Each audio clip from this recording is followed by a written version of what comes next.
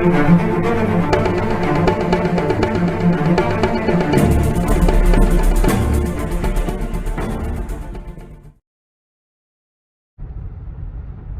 morning, everybody. Well, I am on my way to the Capital City Comic Convention in Lansing, Michigan. I've never been to this one, and it's a beautiful Sunday morning. So this specific convention was Friday, Saturday, and Sunday, and I'm kind of surprised because I didn't realize Lansing had such a big convention that would take up 3 days at a convention center. So I've got about an hour and a half drive ahead of me. The doors open at 10, but I'm probably not going to get there until around 10:30 or so, and I have not bought my ticket yet. So, you know, maybe I'll make a stop at some point here and buy it online. I just don't want to have to deal with the line there if there is one. So we'll see what happens.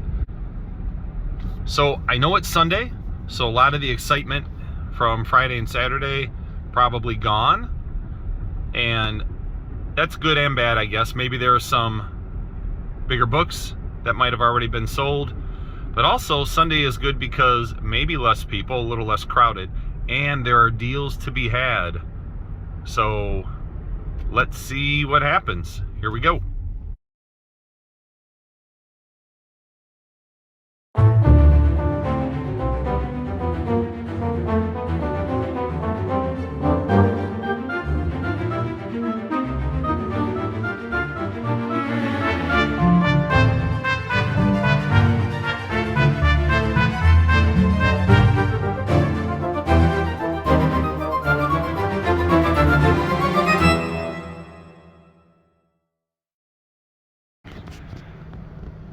All right, I'm in East Lansing.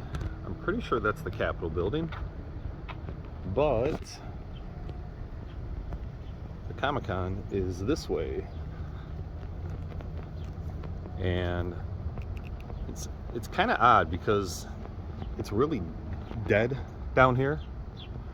Not many people walking. I see up ahead, well, there's a squirrel, but up ahead there's a guy in a Spider-Man costume and a few people walking. It's about 10:30, so the con's been open for half an hour. I just expected to see a lot more people walking around downtown, but I mean, it is dead, right, with the exception of a handful of people up ahead of me. But I drove by it first while I was looking for parking, and there was nobody walking down the street, so I'm glad to see a few people now. So we are gonna head up there and head in. I will say this is kind of a nice view. There's a walkway from the convention center to, I believe it goes all the way to the Radisson Hotel. And then there's this little river here. Little bike path down there, like a river walk. Kind of nice. All right, so we're in. We bought tickets over there. Not sure what's down there, but you can see, guys, it just looks so empty here. No one in line for tickets, so I am not expecting much.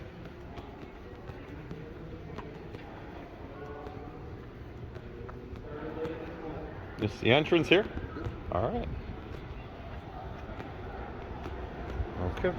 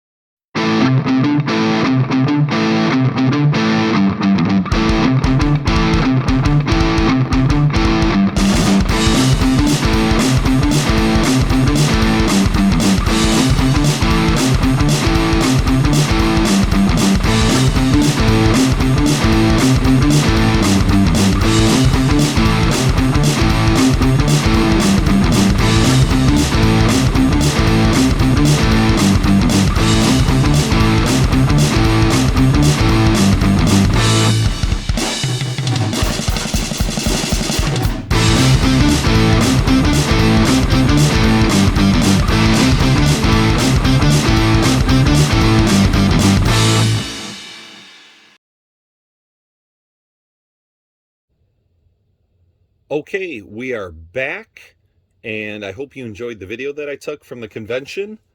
Showed you a lot of stuff. As you could tell, when I was first walking around, first of all, there weren't a lot of people there, but it got a little bit busier as the day went on. And yes, it was a Sunday, so Sundays are typically the slowest day of all conventions. And I was really surprised this was a 3-day convention, to be honest with you, but I'm glad they made the attempt to do it, and it was still good. When I first started walking around, doing my first pass around the outside of all the tables and booths, I did not see many comic books. Not a whole lot of comic book dealers, but lots of your other typical Comic-Con stuff that you see these days. But then as I started going up and down the aisles, I found a lot more comic books, a lot more dealers, stopped and chatted with a bunch of people. Saw a lot of dealers that I know from the Michigan area, and I ended up buying a couple books. Now, it's not the books you see in front of you. I did recently put a Silver Surfer run up in my eBay store, so go check me out on eBay. You can see all of those, but I did buy 2 books, and they're nothing huge, but I'll show you what I got just because the deals were good. So the first one is X-Men 266, first appearance of Gambit, first full appearance of Gambit. So it's a 9.6 white pager. I looked this book up and down a whole lot, and it's got great opportunity for a crack press and a resubmission. So along the spine, there are very slight, maybe 3 or 4 very slight non-color breaking ticks. I wouldn't even call them ticks, to be honest with you, but I should be able to get those out. So I like a challenge, like the opportunity. It's not a super expensive book, although if I get it to a 9.8, it becomes a lot more valuable. For some of these keys, you guys know the difference from a 9.6 to a 9.8 is not the same as the difference from a 9.4 to a 9.6. It is almost exponential. So you may increase by, on this book, I don't know the exact numbers. Maybe I'll look them up and put them on the screen, but 9.4 to 9.6 might be a $100 or $200 difference, but then a 9.6 to 9.8 might be double. So again, I'll put it up on the screen here and we'll figure out if I'm right with my assumption, but that's typically the case with solid key issues. So that's the first book. The second book is one of my favorite covers, Fantastic Four 112, classic cover, black cover, battle between the Hulk and the Thing. I've had a few of these before. Best I've ever had was, I believe, a 9.4 that I sold a while back. This one's probably going to be closer to an 8.0. Still really nice and really hard to get in a good grade. You know, the worst part about it is some color breaking creases that are up at the top here. Hopefully you can see that. I think you can. But nonetheless, still a great book. Gonna clean and press it. Not a lot of cleaning to be done, but you know, I can do a little bit with the pressing on it. I mean, that won't come out. Whenever you see anything that's color breaking, you're not going to be able to get rid of it when you press it. I don't care who tells you what. You can't magically bring color back to a book. Now, pressing does make the book shine a little better, makes the gloss stand out a little better on the cover, but you're not going to bring color back to the book. So those are my 2 purchases. All in all, I had a really good time. It started off, I was worried, right? You saw it on the video. There was nobody around. It was like I was waiting for tumbleweeds to blow by. And I got into the ticket counter. I think there was one person there, buying tickets ahead of me. And then I started walking towards the room to go in. And it was a little busier than it was outside in the hallway area. It's a very nice facility, by the way, in downtown Lansing. Very nice. But I don't know that they needed that huge venue for what it was filled. And I did talk to all the dealers, right? Every single comic book dealer and some other ones, right? I was looking for Marvel cards, so some of the card dealers I looked for, or I talked to as well. And, I only found one card dealer that had any kind of a Marvel box, and it was a Japanese box. But no matter who I talked to, they all said it was extremely slow. Lots of people walking around, but not a whole lot of people buying.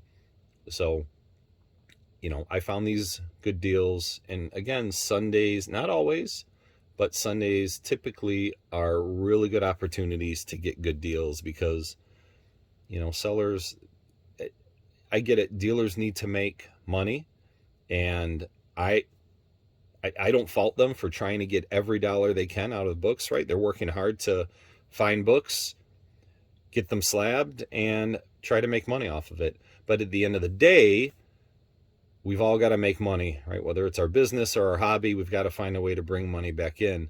So, yeah, we can find good deals on Sundays typically.